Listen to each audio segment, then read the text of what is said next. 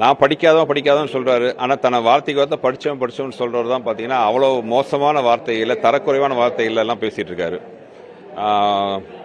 கபட வேடதாரி, பச்சோந்தி, அப்புறம் கூத்தாடி, அப்புறம் புதுசாக ஒரு வார்த்தை கண்டுபிடிச்சிருக்காங்க. அதாவது இவங்களா ஒரு வார்த்தையை கிரியேட் பண்ணுறது, அதை மறுபடியும் சொல்லி ஸ்டாம்ப் பண்ணுறது. இது அவங்களோட ஸ்டைலு.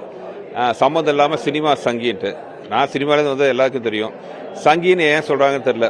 ஒருவேளை மீனாட்சி அம்மனையும் திருப்பரங்குன்ற முருகனையும் கும்புறதால என்னன்னு தெரியல.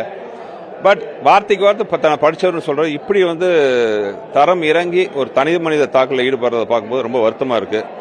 ஆனாலும் நான் எந்த காரணத்தை கொண்டு திருப்பி அவர் மாதிரி வந்து தனிப்பட்ட முறையில் தாக்க மாட்டேன்.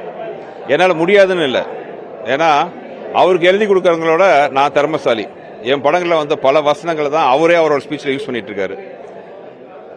டைலாக் ஆகட்டும் எல்லாமே நான் கிரியேட் பண்ண கைப்புள்ள நாய் சகர்னு எத்தனையோ கேரக்டர் பேர்லாம் வந்து இன்னும் தமிழ்நாட்டில் ஒவ்வொரு வீட்லையும் வந்து எல்லாத்தையும் ரசிக்க வச்சுட்டு இருக்கு.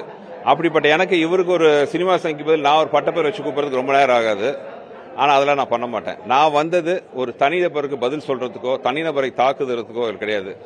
நான் வந்தது மதுரை மக்களின் பிரச்சனையை பேசுறதுக்கு, மதுரை மக்களின் குறைகளை தீர்க்கிறதுக்கு, மதுரை மக்களுக்கு இந்த அதிகார வர்க்கம் செய்ய தவறியதை செய்வதற்கு.